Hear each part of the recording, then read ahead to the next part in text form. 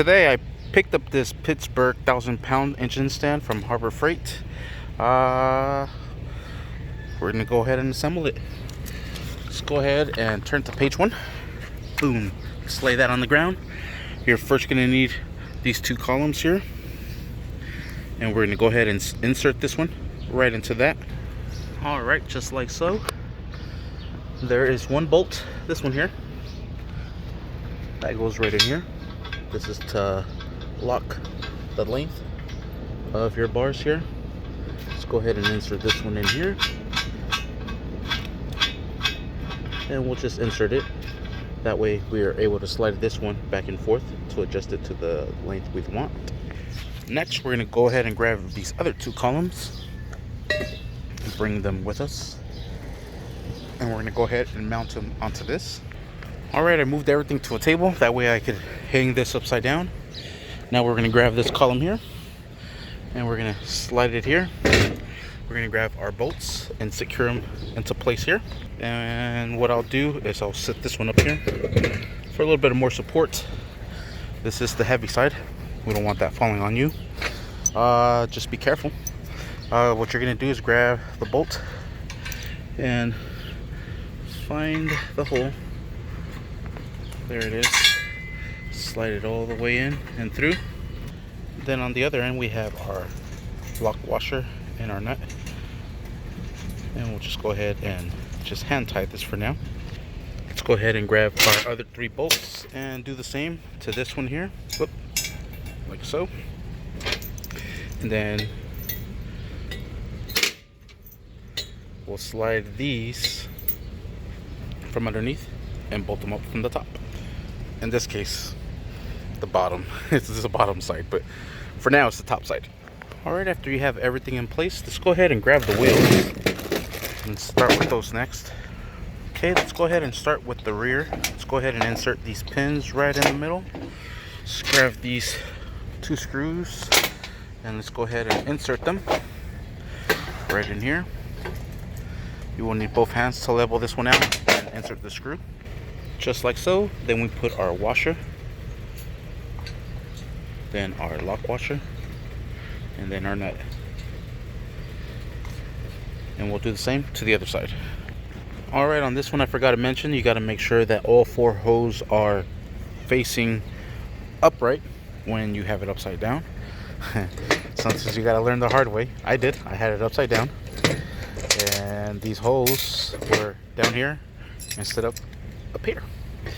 But now that we got that situated, yeah, let's go ahead and put just the wheel, then we'll put the lock nut, the washer, then the lock washer, then the nut. So let's go ahead and put this one here. I'm gonna need both hands for sure. All right, there it is. Sorry about that. It is my first time assembling this, just as probably as you are. I'm learning as I'm going. It's usually how I learn everything. So let's go ahead and do the same thing to this side. Alright, the tools that you're going to be needing, it's going to be a size 13 for the wheels. Yes, all the wheels. And a size 17 for the big ones. And I'm using a crescent. Monkey wrench. Forgot. The adjustable wrench. Sorry bro, I'm tired. And we're going to go ahead and tie all that up. Just make sure everything is nice and tight. Let's see if we get some view right here. There it is. Perfect. You can see the indentation. Oh, the indentation right here that's going in. That's nice and tight. Let's go ahead and do the rest. Alright, this one is size 19. I just brought it out to length here. That's good enough. I'm going to tie it up right here. Perfect. Perfect. Now we just got to tie up our wheels. That's also a size 19. Alright, here we have the size 19. Let's go ahead and tie these down. Alright, I flipped this one like this so I could have a better access. Not on the floor. Let's go ahead and stand this back up. This is nice and sturdy, bro. I'm really liking it. Let's go ahead and insert this here. Right in here. There it is. And that's where our little locking pin goes. Let's go ahead and insert our little locking pin for now. Keep that sucker from moving. This here comes right through here, and through here you put the other side.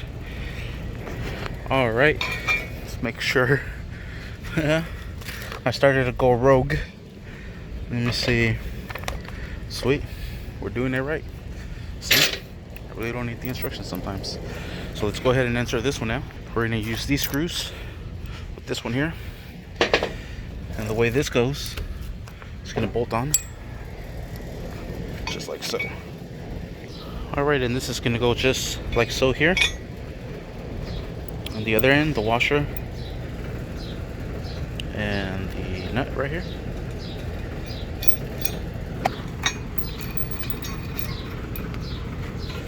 Probably need to have these a little loose until you have your engine in there to see what size it's going to take. Then bolt them down so these are going to remain a little wobbly. Alright, so there you have it. Let's go ahead and pull off this pin. You're able to flip the motor around, hold it right there, put that pin back in. Sweet. As I was assembling this, I kind of already see the flaws on this. This is Harbor Freight for you. So on this side we have a full-on weld, even a weld on the inside, which is nice. I wonder if it has a weld on the outside. Does not. Has tacks right here, tack right there. This should have been fully welded, I think, my personal opinion. These here, hopefully they don't give out. It's just a piece of steel, and they welded these little caps on there, and it's not welded from the inside. We'll see how long this lasts. It is for a baby tiny motor. The reason why I'm doing this, I have to pull out my motor on my SI, unfortunately. Blew it, but there she is. There's the engine hoist. There's my motor. Just ready to be ripped out. Yeah, should be able to hold that. It's a baby motor. It's rated 1,000 pounds. Thank you for watching. Please like and subscribe. That's how you assemble that. Thank you for watching.